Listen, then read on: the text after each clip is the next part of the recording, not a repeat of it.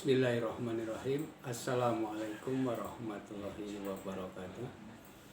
Alhamdulillahirabbil alamin wa bihi nasta'inu ala umuri dunya waddin.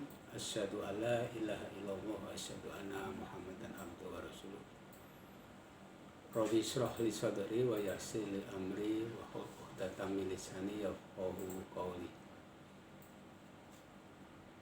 Kepada seluruh siswa Madrasah Aliyah Negeri Wonogiri yang saya banggakan, terutama kepada seluruh siswa baru peserta masa ta'aruf siswa madrasah tahun pelajaran 2020-2021. Yang pertama, saya mengajak marilah bersama-sama senantiasa memanjatkan rasa syukur kehadirat Allah Subhanahu wa Ta'ala yang sampai pada detik ini kita semua senantiasa diberikan kesehatan, diberikan iman, dan terutama adalah kesempatan yang sangat berbahagia pada pagi hari ini kita bisa melanjutkan tugas kita pada hari ini, hari kedua masa ta'aruf siswa madrasah di Madrasah Aliyah Negeri Wonogiri dengan keadaan sehat walafiat. Shalawat dan salam senantiasa kita haturkan pada junjungan kita, suri tauladan kita, Nabi besar Muhammad Sallallahu Alaihi Wasallam. Para siswa semuanya, siswa Madrasah Aliyah Negeri Wonogiri, sesuai dengan jadwal ataupun urutan materi yang pada hari sebelumnya telah disampaikan, bahwa pada kesempatan hari ini Anda semua akan mendapatkan pemaparan materi yang berkaitan dengan kurikulum di Madrasah Aliyah Negeri Wonogiri.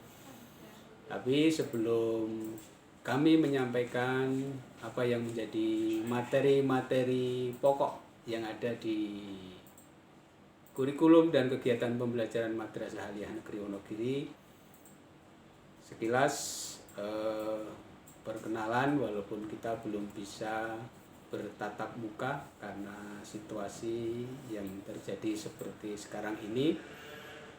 Mudah-mudahan perkenalan yang jarak jauh demikian tidak mengurangi keakraban kita yang ada di Madrasah Aliyah Negeri Wonogiri dengan Anda semua peserta didik baru Madrasah Aliyah Negeri Wonogiri, yang mungkin di antara Anda semua masih ada yang belum sempat hadir di Madrasah Aliyah Negeri Wonogiri. Saya pada hari ini mendapat tugas untuk menyampaikan materi kurikulum dan kegiatan pembelajaran di MAN Wonogiri.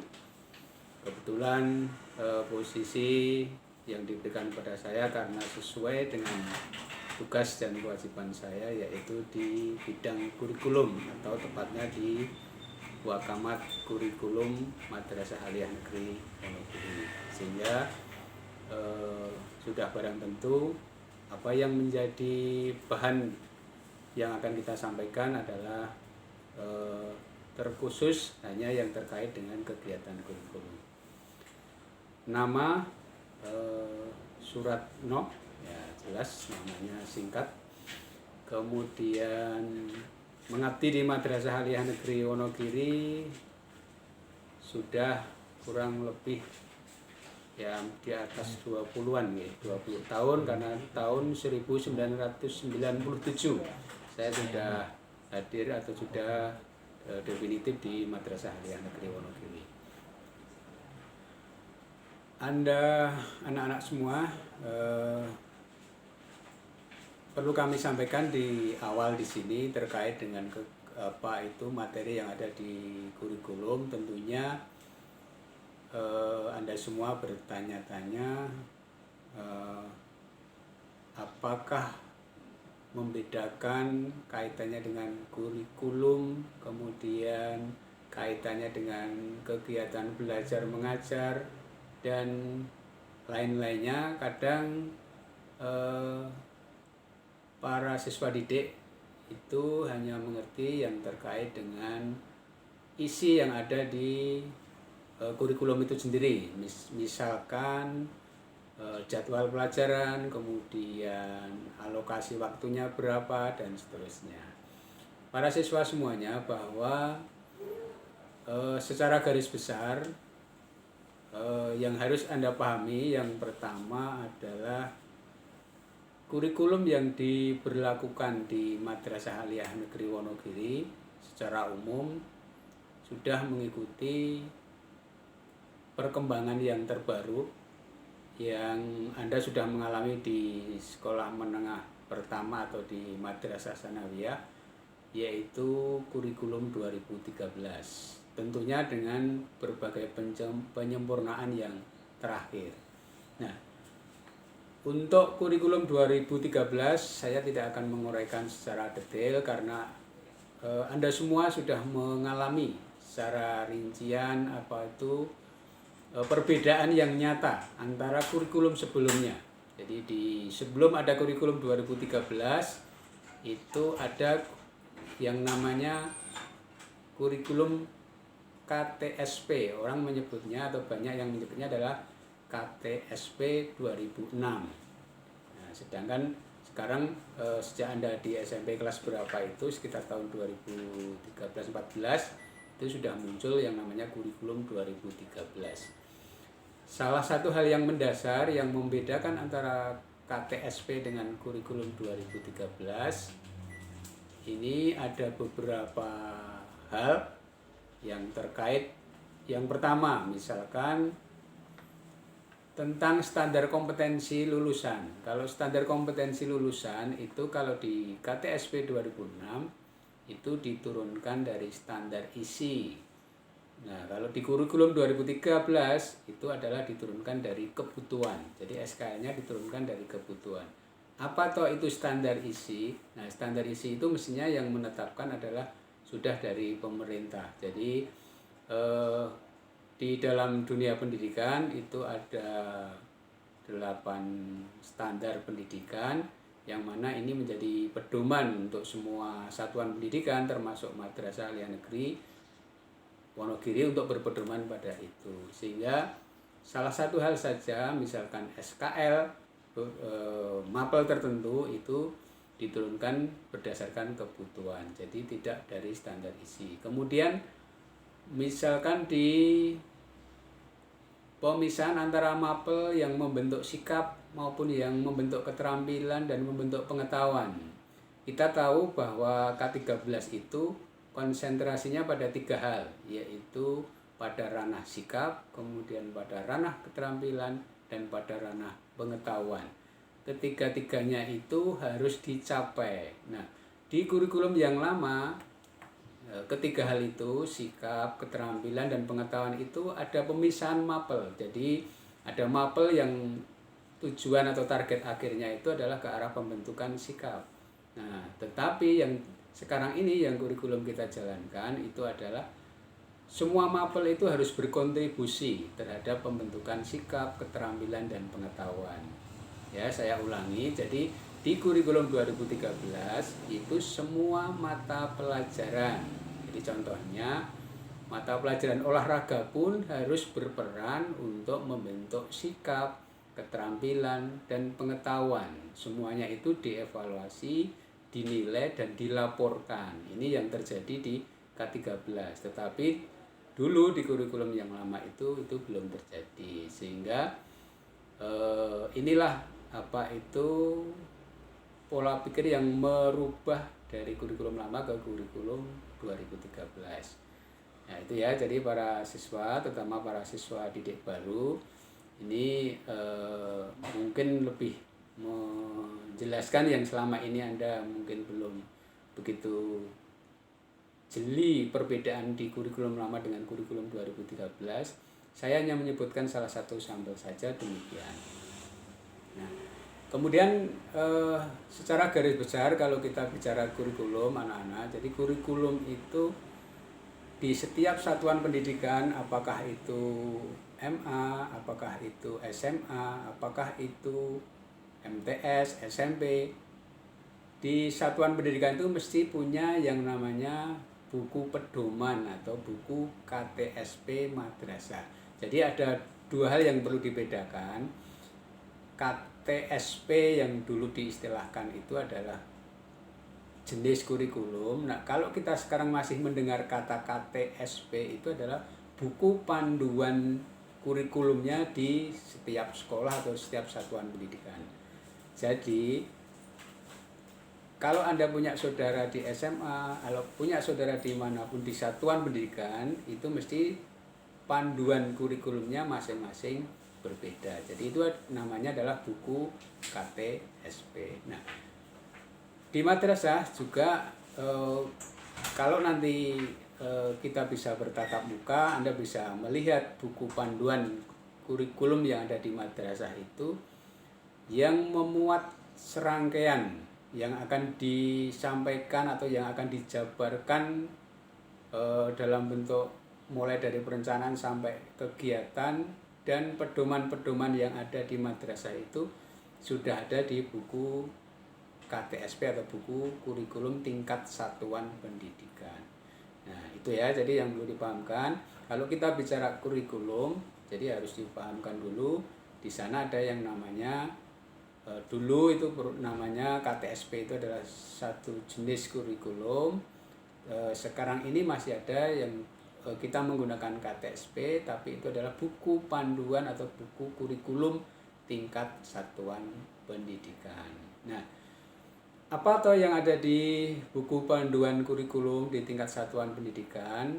Ya, para siswa semuanya, hari yang pertama kemarin sudah disampaikan, sudah diberi pengantar oleh Bapak Kepala Madrasah dan juga oleh Bapak Waka Kesiswaan terkait dengan kondisi madrasah.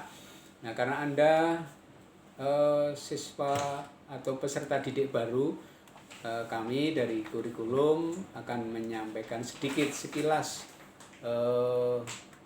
ciri khas madrasah dari yang saya ambil dari buku panduan atau buku KTSP-nya madrasah tahun 2020-2021. Di panduan tersebut saya kenalkan paling tidak ada kita munculkan yang namanya visi Madrasah Aliyah Negeri Wonogiri. Jadi supaya Anda lebih kenal, lebih dekat dan nanti bisa bisa memahami betul Anda semua masuk di madrasah itu akan dibawa kemana atau arahnya kemana. Maka pada tahun ini Madrasah Aliyah Negeri Wonogiri sebagai lembaga pendidikan yang berciri khas Islam, maka menetapkan visi untuk harapan ke depan adalah berilmu dan berakhlak mulia. Ya, saya ulangi, jadi visinya adalah berilmu dan berakhlak mulia. Bagaimana karakter berilmu itu, indikatornya seperti apa? Nah, Anda dikatakan berilmu di madrasah itu, indikatornya seperti apa? Ya, jadi yang pertama adalah terselenggaranya pembelajaran yang efektif, kreatif, inovatif, dan profesional dengan pemanfaatan sarana dan prasarana madrasah secara optimal.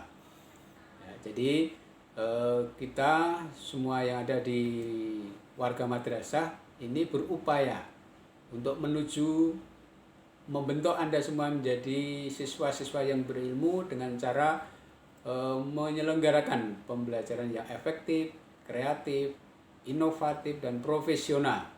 Nah, terlebih lagi para siswa dalam situasi kondisi yang kita tidak bisa bertatap muka, tentunya ada strategi-strategi yang untuk menuju ke sana. Karena kalau ini secara normal ini dicapai melalui pembelajaran tatap muka di kelas, tentunya ketika Anda nanti dalam situasi sekarang yang secara aturan kita belum bisa bertatap muka, Nah, maka pembelajaran untuk mencapai visi tadi mesti harus kita carikan solusi atau harus kita wujudkan tetap dalam koridor yaitu yang efektif, kreatif dan inovatif ya, dengan teknologi yang ada sekarang ini. Kemudian yang kedua adalah tingkat kenaikan kelas dan kelulusan itu semakin tinggi. Artinya apa? Di madrasah nanti panjenengan semua ada yang namanya pedoman atau kriteria kenaikan kelas, yang mana itu berbeda dengan secara khusus, ini berbeda dengan satuan pendidikan atau sekolah-sekolah yang lain. Jadi katakan demikian. Untuk persamaannya mungkin ketika Anda dipersyaratkan naik kelas harus tuntas 2 mapel dan seterusnya.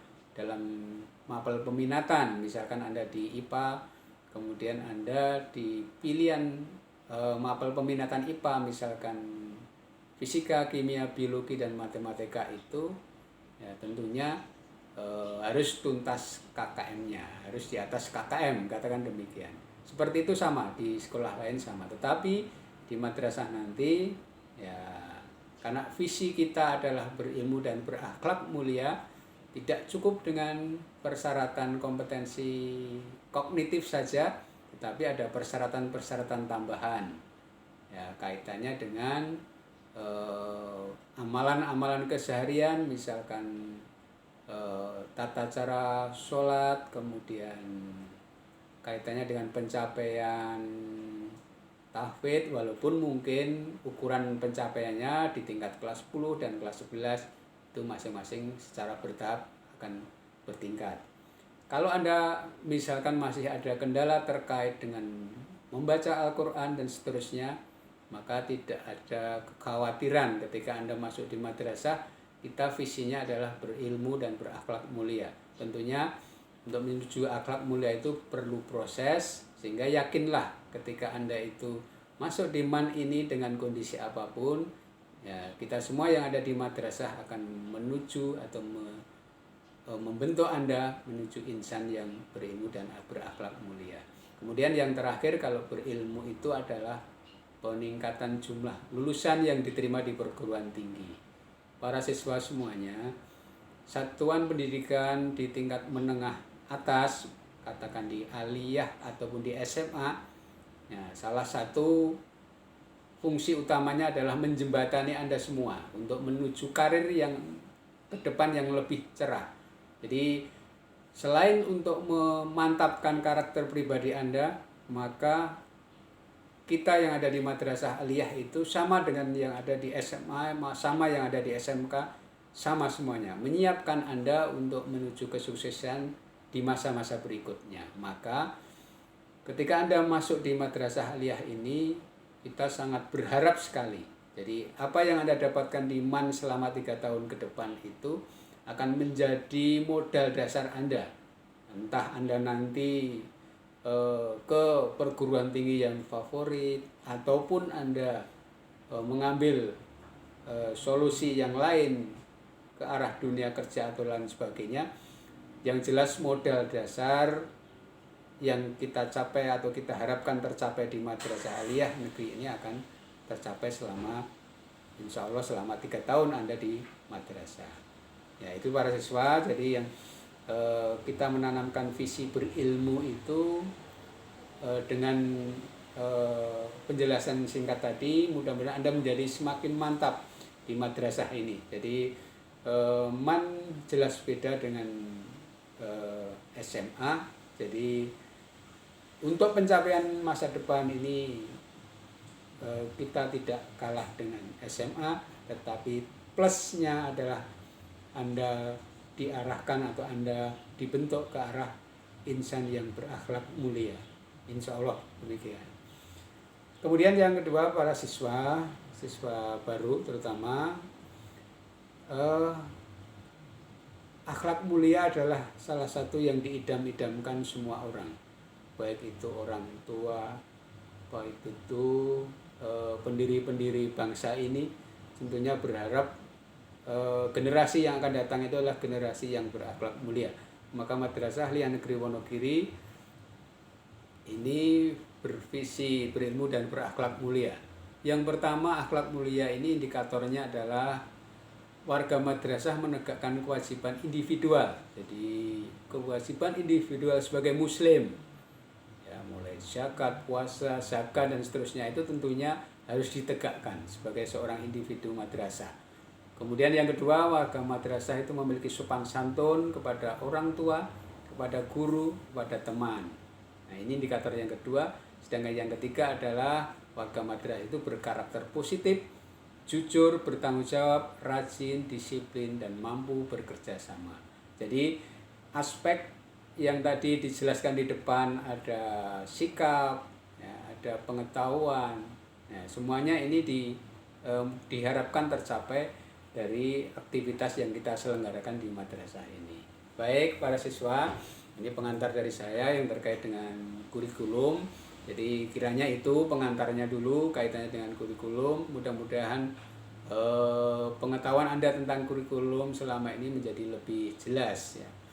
Oke, sekarang kami akan jelaskan. Jadi ketika Anda nanti masuk di madrasah di kelas 10 tentunya, walaupun sekali lagi sekarang belum bisa tatap muka langsung, kami akan menjelaskan yang nanti akan Anda hadapi, yaitu terkait dengan struktur kurikulum. Jadi struktur kurikulum itu adalah beban kurikulum atau beban mapel yang harus Anda selesaikan selama proses belajar di madrasah. Nah, begini ya. Jadi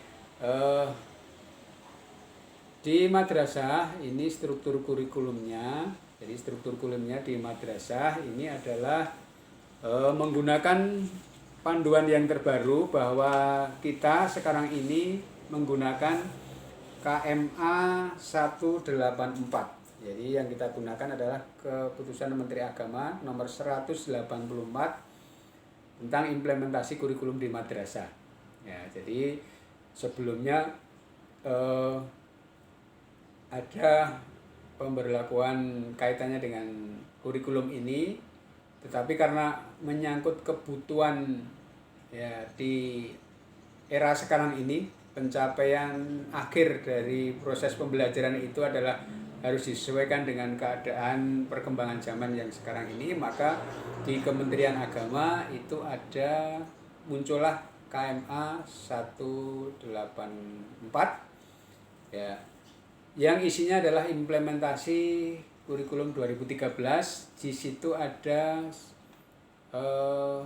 penambahan ataupun ada relokasi mata pelajaran yang nanti Anda bandingkan, ya, yang Anda bandingkan dengan yang ada di buku mat sama Anda. Jadi nanti Anda lihat di bawah ini, ya, di materi di bawah ini nanti Anda lihat struktur kurikulum yang ada di MAN Wonogiri tahun pelajaran 2020-2021, ya. Jadi mapel yang harus Anda tempuh baik itu di MIPA, ya, kita kenalkan dulu. Jadi peminatannya ada peminatan MIPA, kemudian peminatan IPS dan peminatan keagamaan, ya. Jadi saya sudah yakin bahwa Anda sudah masuk di peminatan MIPA, ada yang juga di peminatan IPS, ada juga yang di peminatan keagamaan. Semuanya konsentrasinya secara beban di kelompok mapel umum dan kelompok mapel A dan kelompok mapel B ini hampir ada kesamaan, tetapi di kelompok C, di kelompok peminatannya yang berbeda. Ya, oke ya. Para siswa semuanya, jadi untuk IPA dulu, untuk peminatan IPA, nanti Anda akan dalam 1 minggunya itu total mapel yang harus Anda tempuh adalah ada 52 jam pelajaran. Jadi ada 52 jam pelajaran. Kalau dibandingkan dengan tahun yang kemarin, mungkin ada teman-teman atau kakak-kakak Anda yang juga menyaksikan tayangan ini kemarin adalah 51 jam dengan durasi dibagi dalam 6 hari kerja kita di madrasah menggunakan 6 hari kerja. Jadi mulai hari Senin sampai hari Sabtu ini kita harus berhadapan dengan 52 jam ini kita bagi. Jadi ada satu hari ada yang 9, dan Jumat ini berbeda. Oke ya. Jadi nanti secara rinci jadwalnya ketika kita sudah bisa masuk tatap muka untuk jadwal yang normal. Jadi untuk jadwal yang normal itu sehari kurang lebih 7 jam. Jadi sehari itu 7 jam, dimulai dari jam 7 pagi sampai jam 14.30 ya. Kita hadir di madrasah itu kalau dalam kondisi normal ya, dalam kondisi normal tidak ada wabah Covid seperti ini, madrasah ini menerapkan jumlah total jamnya ada, kalau dalam hitungan hari itu satu harinya jam 7 sampai jam 14.30 ya. Nanti di belakang akan kami jelaskan bagaimana dengan di situasi darurat ini kan gitu. Bagaimana dengan situasi darurat dan bagaimana dengan pembelajaran daring nanti akan kami jelaskan di belakang. Secara umum dulu jadi itu ya. Yang membedakan kita dengan di sekolah umum, anak-anakku, para siswa baru, jadi yang membedakan madrasah ciri khas, alhamdulillah Anda sudah hadir di madrasah ini, nanti akan berhadapan dengan yang pertama di kelompok A, mapel umum itu adalah pendidikan agama Islam. Kalau di sekolah umum, ya kalau di sekolah umum, mungkin di SMK atau di SMA, ini pendidikan agama Islamnya adalah hanya 2 jam. Ya, kalau dulu saya mengalaminya adalah 2 jam. Ya, jadi 2 jam pelajaran saja. Tetapi kalau di Madrasah Aliyah, pendidikan agama Islam itu dibagi menjadi 4 mata pelajaran. Jadi ada Al-Quran Hadis, kemudian ada Akidah Akhlak, ada Fikih, dan ada Sejarah Kebudayaan Islam. Tentunya para siswa yang dari MTS ini tidak mengalami hal yang baru karena ini sudah ketemu, tetapi juga tidak usah khawatir Anda semua yang hadir dari sekolah menengah pertama atau dari SMP ya. Jadi saya kira berdasarkan kakak-kakak Anda yang berada di madrasah ini yang juga dari SMP, semua mapel itu hal yang harus ditempuh dan tidak ada kendala yang berarti manakala Anda adalah belajar sesuai dengan apa yang ditetapkan di pedoman terkait dengan pencapaian KKM. Anda memahami silabi, Anda memahami materinya, ini adalah tidak ada kendala. Jadi sekali lagi saya tegaskan, pendidikan agama Islam di Madrasah Aliyah Negeri Wonogiri itu ada 4 mapel untuk yang IPA, Al-Quran Hadis, Akidah Akhlak, Fikih, dan SKI, masing-masing 2 jam pelajaran. Ini untuk semua jurusan baik MIPA, IPS maupun keagamaan adalah sama. Kemudian selanjutnya ada pendidikan Pancasila dan Kewarganegaraan, ada bahasa Indonesia 4 jam, kemudian bahasa Arab 4 jam, matematika 4 jam, sejarah Indonesia 2 jam, dan bahasa Inggrisnya. Nah ini para siswa semuanya, terutama anak-anakku siswa kelas 10 serta didik baru, kita berdasarkan KMA 184 ada inovasi yang ada di madrasah ini, bahwa madrasah ini harus punya unggulan. Jadi madrasah ini harus punya unggulan, termasuk MAN Wonogiri untuk tahun ini unggulannya adalah bilingual dan tahfidz. Ya, saya ulangi, jadi unggulan kita di madrasah untuk tahun ini adalah bilingual dan tahfidz. Ya. Bagaimana Anda memperoleh realisasi dari unggulan ini? Nah, kita harapkan sampai nanti Anda lulus dari MAN ini dengan pencapaian minimal yang terkait dengan percakapan 2 bahasa ya. Kita menerapkan ada 2 bahasa, kalau yang di umum nanti dengan bahasa Inggris ya. Kalau yang di program agama nanti ditambahi dengan muhadasah ya. Kalau yang di agama nanti ditambahi dengan muhadasah. Sehingga untuk yang di umum MIPA dan IPS ini fokus di kelas 10. Ya, ini ke arah bahasa Inggris. Jadi bahasa Inggrisnya yang lain ini secara umum jumlah jamnya 3, tetapi di kelas 10 ini nanti bahasa Inggrisnya ada 4 jam. Ini yang membedakan. Apa bedanya? Yang 3 jam tetap target penyampaiannya adalah untuk mencapai KD. Jadi untuk pencapaian KD yang ada di silabi dari Bapak Ibu Guru. Jadi untuk pencapaian KD-nya. Sedangkan yang 1 jam nanti kita tambahkan ada bilingual. Jadi untuk melatih Anda untuk bisa bercakap-cakap dengan bahasa Inggris. Jangan khawatir, nanti kita hadirkan seorang yang profesional di bidangnya, ya tentunya yang sudah mempunyai sertifikat yang berkaitan dengan penguasaan bahasa Inggris ini. Jadi sekali lagi, ini salah satu plus kita di bahasa Inggris. Kemudian di kelompok B, mapel kelompok B, ini kalau yang kelompok A tadi adalah sudah ditetapkan dari peraturan tadi, sedangkan yang di kelompok B ini boleh ada inovasi dari madrasah. Maka di kelompok B itu ada mapel seni budaya, kemudian ada mapel pendidikan jasmani dan kesehatan, ada prakarya dan kewirausahaan, dan mulok.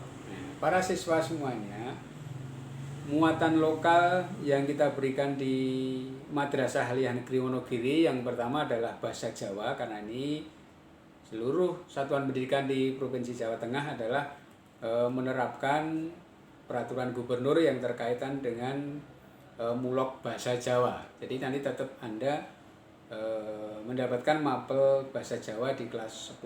Ya, di unggah-ungguh toto kromo dan berbahasa yang menggunakan etika di sini adalah sangat dipentingkan di dalam struktur bahasa Jawa. Kemudian mulok yang kedua yang saya sampaikan di atas tadi adalah berkaitan dengan tahfidz.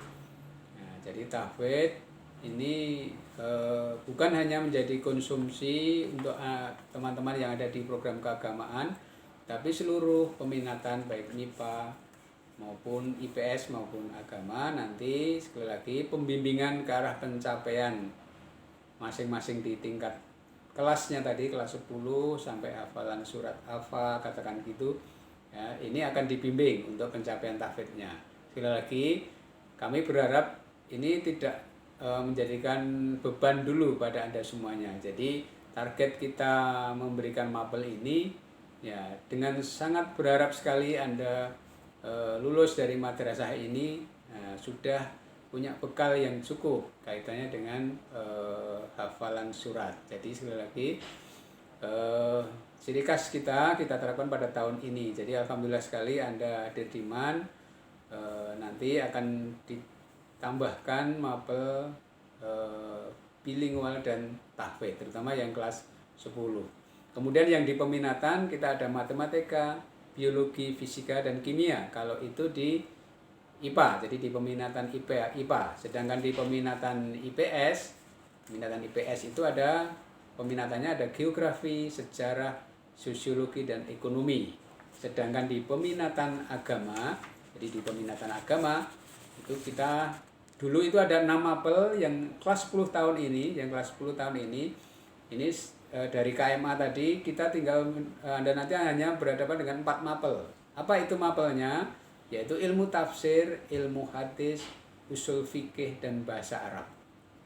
Ya, saya ulangi, ilmu tafsir, ilmu hadis, usul fikih, dan bahasa Arab. Ini yang menjadi ciri khas atau mapel peminatan di teman-teman atau adik-adik semua yang mengambil di peminatan agama. Nah, itu kemudian yang terakhir di mata pelajaran pilihan atau lintas minat ini di kelas 10 nanti ada 6 jam, kita bagi menjadi 2 kelompok, nanti ada mapel pilihan lintas minat dan ada mapel pendalaman minat. Sedangkan di kelas 11 dan 12 ini konsentrasinya tinggal 4 jam pelajaran, tinggal 1 mata pelajaran. Di masing-masing program nanti penerapannya berbeda-beda, tinggal melanjutkan di kelas 10. Itu yang terkait dengan struktur kurikulum. Jadi total jumlah jamnya adalah 52 jam. Nah, sekarang sekalian terkait dengan hal itu kami sampaikan bagaimana nanti di kurikulum darurat ini. Nah, sekarang ini kita menerapkan kurikulum darurat. Jadi sekarang ini kita menerapkan kurikulum darurat karena masih dalam masa darurat dari pemerintah, bahwa dengan perpedoman pada SKB 4 Menteri, ya, sesuai edaran Dirjen Pendis nomor B1114 tanggal 22 Juni 2020, untuk melaksanakan KBM tatap muka itu harus dipenuhi beberapa kriteria. Jadi harus dipenuhi beberapa kriteria atau aturan yang harus ditetapkan, sehingga kita belum bisa menghadirkan Anda di madrasah. Nah, tentunya apa yang saya jelaskan di depan tadi terkait dengan struktur kurikulum, ya tidak serta-merta itu diterapkan semuanya. Maka kita sekarang ini menerapkan yang namanya kurikulum darurat.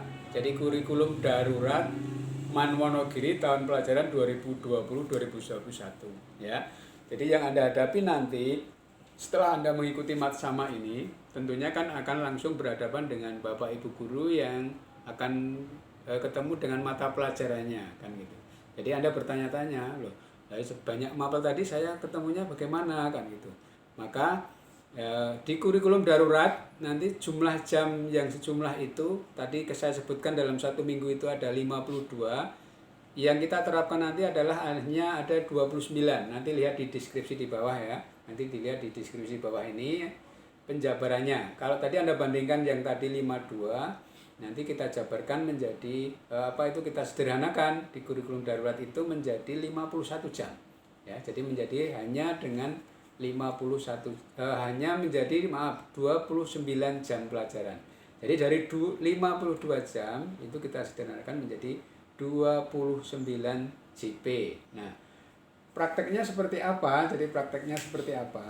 Ya, rencana dari kami di tim kurikulum ini pembelajaran secara daring atau pembelajaran jarak jauh yang kita terapkan nanti tetap kita atur dengan jadwal pelajaran. Jadi kita atur dengan jadwal pelajaran, tetapi dalam satu hari untuk Senin sampai Sabtu itu hanya 5 jam pelajaran. Jadi untuk Senin sampai Sabtu itu masing-masing hanya 5 jam pelajaran, dan pengurangan alokasi waktu. Jadi pengurangan alokasi waktu. Misalkan tadi saya sebutkan Al-Quran hadis itu dalam satu minggu ketemunya 2 jam pelajaran. Tetapi di kurikulum darurat nanti bisa saja hanya menjadi 1 jam pelajaran, ya. Jadi contohnya itu, jadi misalkan fisika di IPA itu di kurikulum yang normal itu 3 jam pelajaran, mungkin di kurikulum darurat bisa menjadi 2 atau 1. Nanti Anda lihat di deskripsi di bawah ini. Tetapi para siswa, walaupun jumlah alokasi waktunya itu dikurangi, Bapak Ibu guru nanti sudah akan menyiapkan materi esensial. Jadi materi esensialnya seperti apa yang harus disampaikan kepada Anda di situasi darurat seperti ini. Karena namanya situasi darurat ini dengan berbagai kendala maupun aspek yang harus dicapai. Jadi salah satunya adalah di kurikulum darurat ini tidak serta-merta kita harus mencapai KD pada siswa. Jadi tidak harus mencapai dikaitannya dengan KD mapel yang ada, tetapi penanaman karakter, di situ ada sholat duha, ada yang harus dilaporkan ke wali kelas, kemudian ada tadarus, ya, dan lain sebagainya yang berkaitan dengan itu semuanya include, nanti semuanya menjadi satu dalam proses pembelajaran yang berkisar hanya kurang lebih 5 jam sehari. Jadi dari jam 7 pagi sampai jam kurang lebih jam 11.45.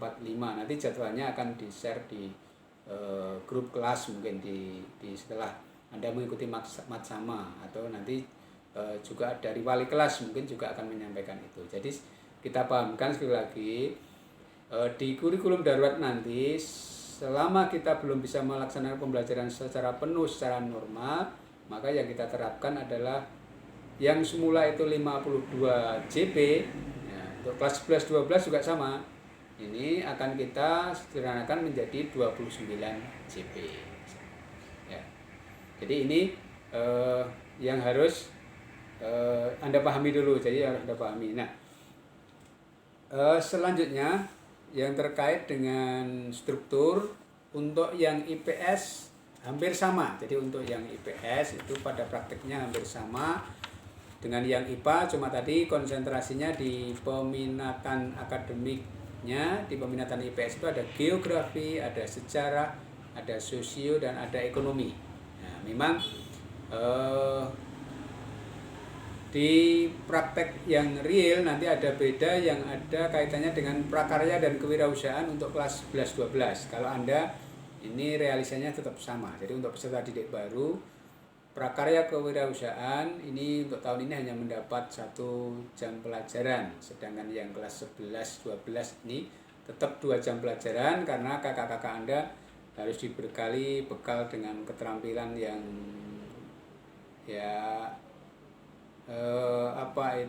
minimal keterampilan yang bisa membekali kakak-kakak Anda nanti ketika ada di masyarakat.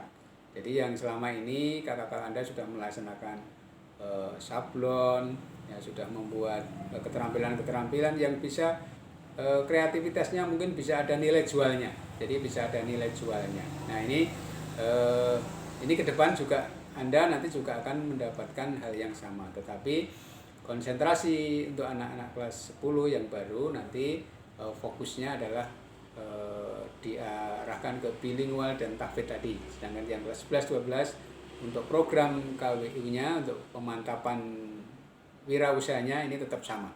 Di pemantapan wirausahanya tetap sama. Nah, nanti yang terkait itu, dan ada perbedaan sedikit mungkin dikaitannya di pilihan atau pendalaman minat. Oh ya, para siswa, kami tadi lupa, untuk yang kelas 10 nanti ada yang namanya mata pelajaran informatika. Ya, jadi untuk khusus untuk kelas 10 ini nanti kami tambahkan ada mapel. Ini masuk dalam kelompok mata pilihan, tetapi ini adalah semua mendapatkan nanti adalah mata pelajaran informatika. Ya, jadi mata pelajaran informatika tentunya penting sekali ini bagi Anda yang terkait dengan teknologi informatika saat ini sangat-sangat mendasari Anda. Jadi apakah nanti dalam situasi tatap muka maupun nanti dalam situasi daring ini, pembelajaran jarak jauh, tentunya teknologi yang harus kita berikan pada Anda terkait dengan di dunia informatika ini sangat penting sekali. Maka untuk kelas 10 ini penting sekali kami tambahkan yang namanya mapel informatika. Untuk yang kelas 11-12 ini tidak mendapatkan. Jadi ini mulai dari kelas 10 baru.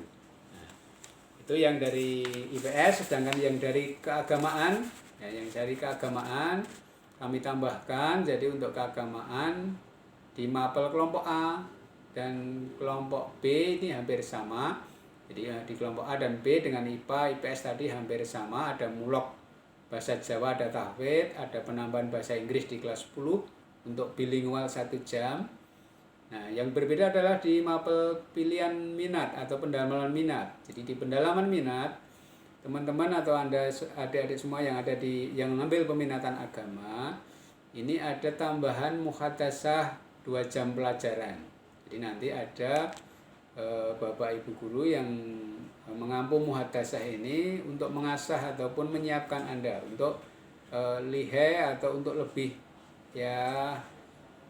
membedakan kita dengan sekolah yang lain. Jadi kalau Bapak Ibu guru kita ini sebagian besar sudah berlatih dengan percakapan bahasa Arab, 2 bahasa ini, nanti Anda terutama yang kelas 10 ini akan dilatih untuk mendapatkan lebih akrab lagi dengan percakapan, tentunya percakapan bahasa Arab. Ini di keagamaan. Jadi ini yang membedakan dengan mungkin di kelas 10 MIPA maupun IPS. Nah, itu para siswa yang terkait dengan struktur kurikulum. Saya kira untuk struktur kurikulum nanti coba dipelajari di deskripsi bawah, Anda bandingkan Dan sekali lagi mudah-mudahan mapel yang kita berikan di madrasah ini bagi Anda yang mungkin bukan dari MTS, jangan ini menjadikan beban. Jadi ini justru variasi ataupun inovasi yang Anda jalani untuk untuk menambah wawasan Anda ketika Anda menempuh sekolah menengah atas ini dengan bekal yang ada di madrasah selama 3 tahun ya. Ke depan Anda insya Allah sudah siap di masyarakat, mau tampil seperti apa, mau menjadi seorang ilmuwan untuk melanjutkan di perguruan tinggi, ataupun mau berwirausaha, mau berkarya dengan kemampuan minimalnya. Ini insya Allah Anda sudah punya bekal yang mendasar di madrasah aliyah. Itu ya, jadi para siswa ini yang terkait dengan struktur. Yang terakhir sedikit saya sampaikan yang terkait dengan kriteria ketuntasan minimal. Jadi yang terkait dengan kriteria ketuntasan minimal, hal ini sudah Anda temui ketika Anda di SMP maupun di MTS, bahwa setiap mapel ini punya batas untuk tuntasnya. Jadi batas minimal nilai yang harus dicapai oleh peserta didik ya, jadi batas minimal nilai yang harus dicapai oleh peserta didik. Nah tentunya ini harus diupayakan. Jadi harus diupayakan ketika nanti Bapak Ibu guru mapel di awal masuk ataupun wali kelas di awal masuk sudah menyampaikan kriteria KKM ini kepada Anda semua. Tentunya ini menjadi pedoman, menjadi ukuran ketika Anda mengikuti proses pembelajaran. Sekali lagi, baik itu daring ini selama pembelajaran jarak jauh maupun nanti setelah tatap muka, ini Anda harus punya acuan yang namanya KKM atau kriteria ketuntasan minimal. Nah, anak-anakku, para peserta didik semuanya, jadi untuk KKM yang diberlakukan di Madrasah Aliyah Negeri Wonogiri untuk tahun ini, jadi untuk tahun ini saya sampaikan ada perubahan dengan KKM yang terjadi di tahun pelajaran 2019-2020. Jadi untuk tahun pelajaran 2020-2021 ini untuk kelas 10, jadi untuk kelas 10 semua yang saya sampaikan di atas tadi dari struktur kurikulum itu batas KKM-nya, batas minimal Anda pencapaiannya adalah 65. Ini akan mempengaruhi Anda di pencapaian nilai akhir di rapot ya. Jadi bagaimana Anda berusaha mulai dari penilaian harian yang dilakukan oleh Bapak Ibu guru ya, nanti ada sistem penilaian harian dengan daring, dengan sistem Google Form maupun yang lain. Tolong Anda berupaya selalu komunikasi dengan guru. Nilai Anda sudah di atas KKM atau belum? Kalau belum, solusinya bagaimana? Ini hak Anda untuk selalu aktif dengan Bapak Ibu guru yang mengajar Anda. Jadi untuk Anda di kelas 10 KKM-nya adalah 65 untuk semua mapel yang saya sampaikan di atas. Sedangkan kelas 11 ini KKM-nya naik menjadi 70 dan kelas 12-nya naik menjadi 75. Mengapa demikian? Karena setelah Anda sekian lama di madrasah ini, modal dasarnya mungkin sudah berubah, sudah bertambah untuk pencapaian kriteria awal untuk mencapai KKM, sehingga KKM-nya menjadi naik, dan ini akan berpengaruh terhadap karir ataupun rekam jejak Anda nanti selama di aliyah ini. Jadi saya sampaikan para siswa, mengapa KKM ini perlu kita sampaikan, bahwa mungkin tetangga Anda, kakak-kakak Anda yang sekarang sudah lulus dari aliyah atau sudah lulus dari SMA, ini menggunakan nilai rapot untuk mendaftar di perguruan tinggi. Jadi menggunakan nilai rapot untuk mendaftar di perguruan tinggi negeri favorit yang menjadi pilihannya. Nah, dengan nilai yang diperoleh berdasarkan rekam jejak mulai dari kelas 10 semester 1 ya. Anda ini akan segera mulai di kelas 10 semester 1. Maka rekam jejak nilai Anda, perolehan Anda nanti akan direkam, dan kalau sistemnya masih sama, tentunya nanti ketika Anda sudah 3 tahun sudah mau memasuki dunia perguruan tinggi, nilai itu akan dikirimkan atau Anda daftarkan ke perguruan tinggi sebagai syarat Anda untuk mengikuti tes di sana. Nah, kalau nilai Anda layak, ya, nilai Anda mulai dari semester 1, semester 2, semester 3 dan semester 4, semester 5 ini sudah dalam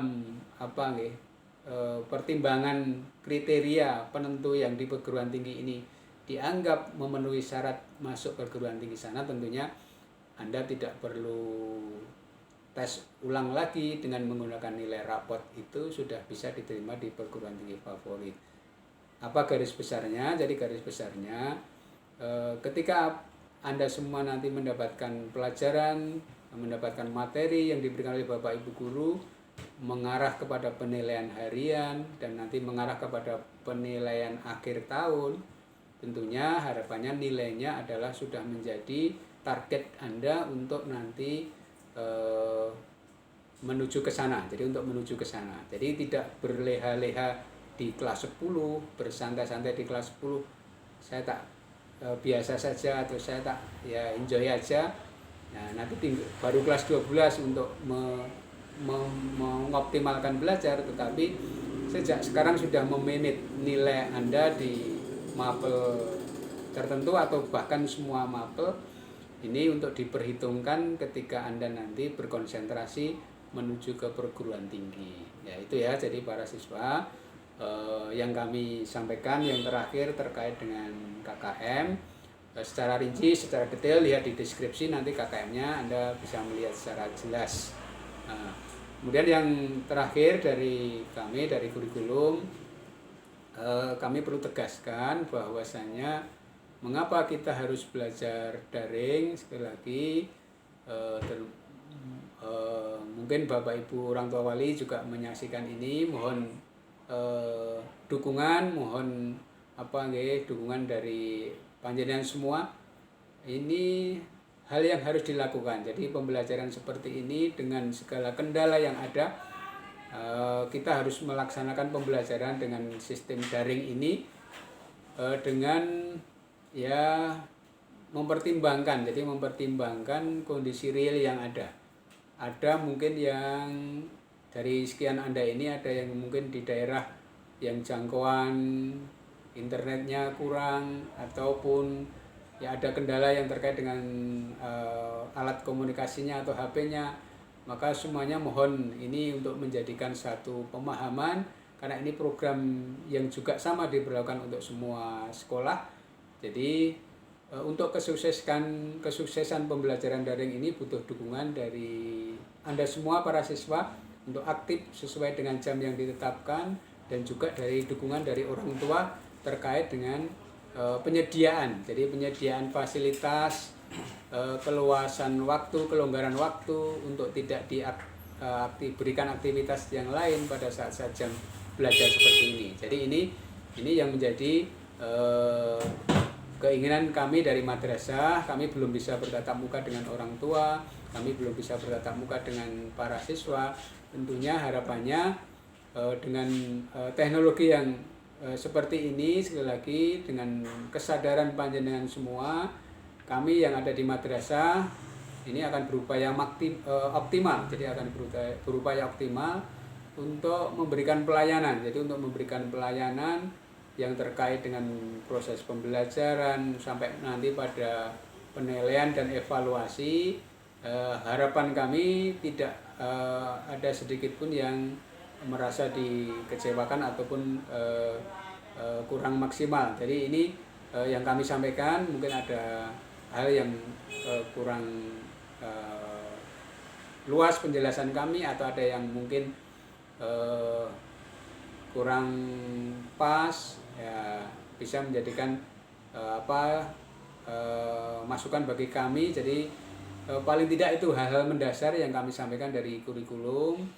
Yang jelas nanti secara real ada tindak lanjut dari Bapak Ibu wali kelas untuk menjelaskan program-program yang harus dilakukan di masing-masing kelas dan masing-masing siswa. Dan juga ada program dari Bapak Ibu guru. Jadi program dari Bapak Ibu guru baik itu pengenalan mapel, baik itu pencapaian mapelnya seperti apa, dan teknisnya seperti apa. Jadi secara umum nanti akan ada penjelasan berikutnya terkait dengan teknis ini. Yang jelas sekali lagi tetap semangat untuk mengikuti pembelajaran walaupun sistemnya daring. Dengan kondisi yang bagaimanapun kita berupaya untuk sekali lagi memperoleh hasil yang optimal dengan tetap sekali lagi visi kita adalah berilmu dan berakhlak mulia, ya. Jadi berilmu dan berakhlak mulia. Ya, sekian dari saya, dari yang menyampaikan terkait dengan kurikulum dan pembelajaran. Sampai ketemu nanti di tatap muka atau di pembelajaran di kelas yang terutama ketemu dengan saya, yaitu nanti di pembelajaran mapel fisika kelas 10. Sekian dari saya. Salam sehat selalu. Assalamualaikum warahmatullahi wabarakatuh.